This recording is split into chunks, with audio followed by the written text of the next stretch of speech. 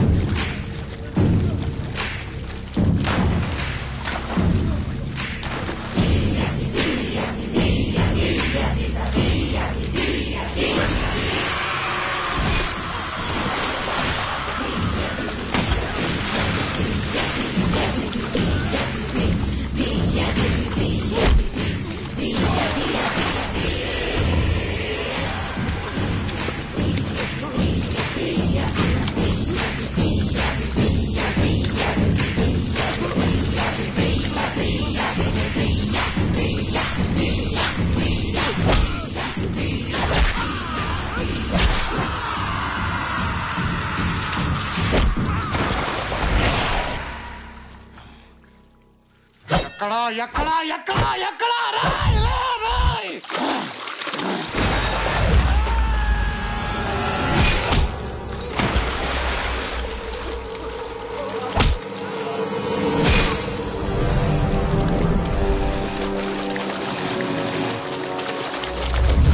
బతకండి బతకండి అంటే వినలేదు కదరా. కోత మొదలైంది. రాత రాసిన భగవంతుడు వచ్చిన ఆపలేడా.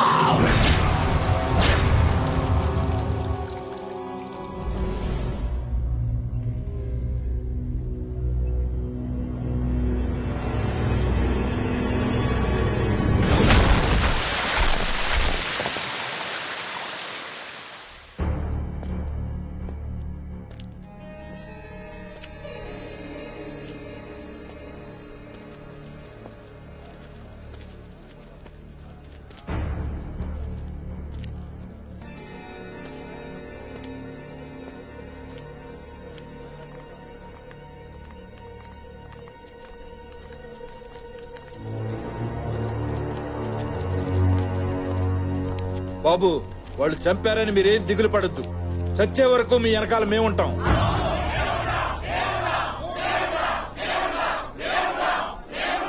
ఈ సమస్య నాది. దీంతో మీకు ఎటువంటి సంబంధం లేదు. ఇప్పటి వరకు ఈ సమస్యని ఒకలాగా చూశాను. ఇప్పుడు ఇంకోలా చూడబోతున్నారు. ఈ ఇంటి వారసుడుగా అది నా బాధ్యత. మీరందరూ బయలుదేరొచ్చు. అయ్యా వారసుడు గారు, బాగున్నారా? బాగా సెటిల్ అయ్యావు. ఎంత ధైర్యంరా నీకు ఈ ఇంట్లో అడుగు పెట్టడానికి? ఆగండి ఆగండి, నేను చెప్పేది వినండి. ఆగండి. ఒక్క విషయం తేల్చడానికి వచ్చాను. మీరు ఇంటి బిడ్డగా చూస్తున్నవాడు హైదరాబాద్ లో ఒక్క అనాథ.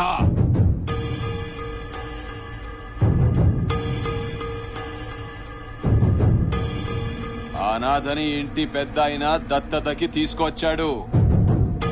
ఇవిగో ఫోటోస్. సొంత బిడ్డని ఎవరన్నా దత్తతకి తీసుకుంటారా? చెప్పరా, నువ్వు ఇంటి వారసుడువా? చెప్పరా. చైతి,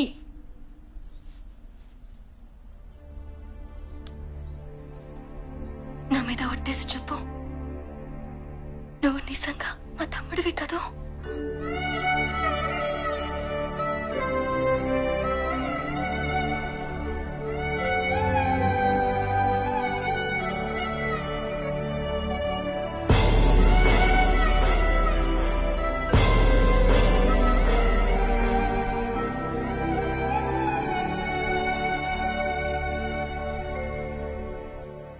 అమ్మా, ఇప్పుడు పట్టుకోవచ్చా?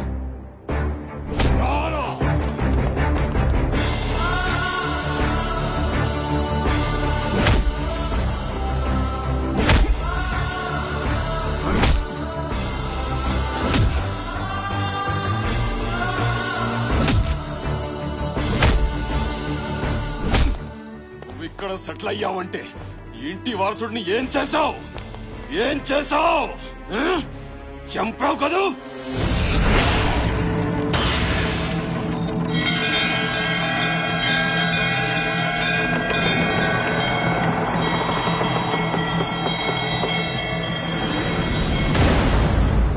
చెప్పరా,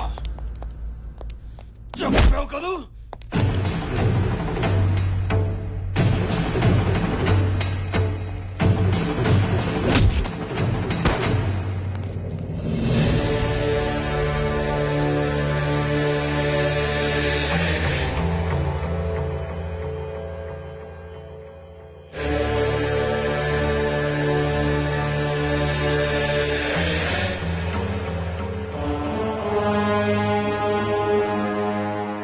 ఇంటి బిడ్డని చంపాడు. 25 సంవత్సరాల క్రితం ప్రాణం లేకుండా పుట్టిన నా బిడ్డని వీడెలా చంపుతాడ్రా?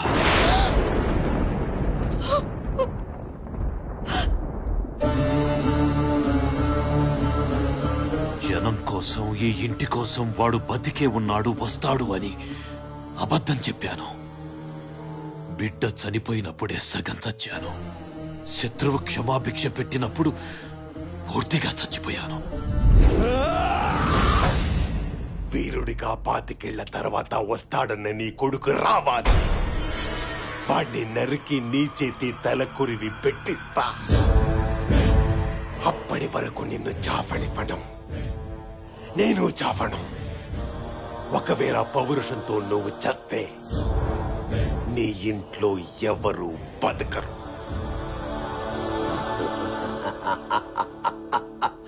పో.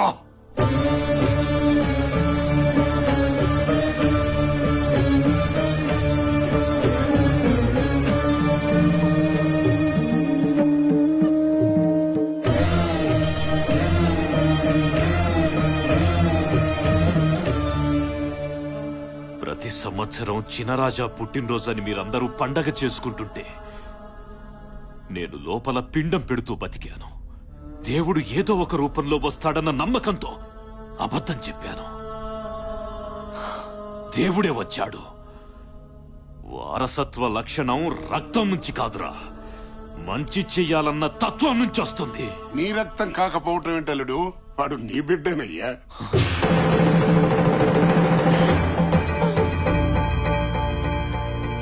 ఆనాడు నా బిడ్డ బాధ చూడలేక నేను చెయ్యరాని తప్పు చేశాను.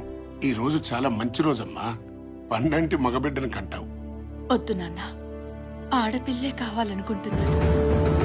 ఈ గొడవల వల్ల ఏం మిగిలింది నాన్న? ఆయనొక్కడు తప్ప. రేపేదైనా జరగరాంది జరిగితే ఏదో ఓ రోజు ఈ బిడ్డని కూడా రక్తపు ముద్దలా నా కళ్ళ ముందు పెడతారు. కన్న తల్లిగానే భరించలేను. నా బిడ్డ కోరిక నిజం చెయ్యాలి అంటే ఈ వంశంలో పుట్టే బిడ్డ శత్రువును చంపేవాడు కాదు, శత్రుత్వాన్ని ఆపేవాడు కావాలి. యుద్ధం చేసేవాడు కాదు, యుద్ధాన్ని ఆపగలిగేవాడు కావాలి.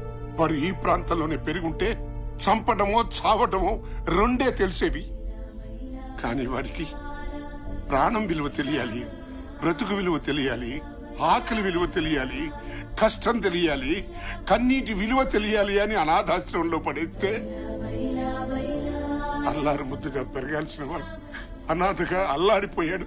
10 మందికి వెండి కంచాల్లో అన్నం పెట్టాల్సిన వాడు అన్నం కోసం ఆకలితో ఎదురు చూశాడు. పట్టు పరుపుల మీద పడుకోవాల్సిన నా బిడ్డ ఫుట్పాత్ల మీద పడుకున్నాడు.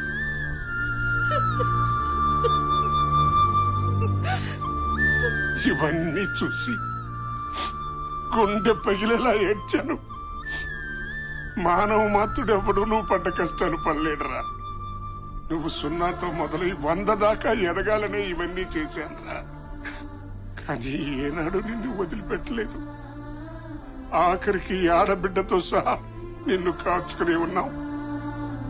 నన్ను క్షమించరా.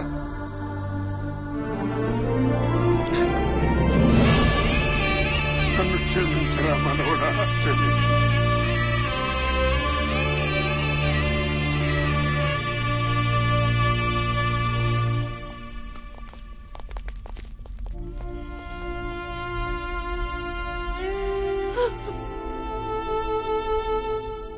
అసలు మగ పిల్లలే వద్దనుకున్నా నువ్వు జనం కోసం చంపో లేదా చావు అనటానికి నీలో నువ్వు ఎన్నిసార్లు చచ్చిపోయి ఉంటావమ్మా.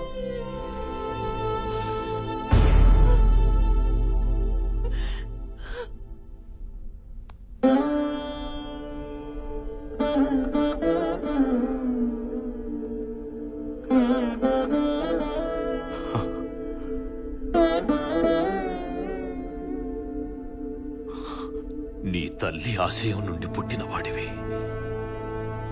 ఇప్పుడు నాకు నీలో 70 ఏళ్ల చరిత్రని తిరగరాసేవాడు కనిపిస్తున్నాడు. 25 సంవత్సరాలుగా నేనెదురు చూసింది, నీ తల్లి ఎదురు చూసింది, బిడ్డల్ని పోగొట్టుకున్న ఈ జనం ఎదురు చూసింది ఈ రోజు కోసమే. నీకు నచ్చేది, జనం మెచ్చేది చెయ్యి.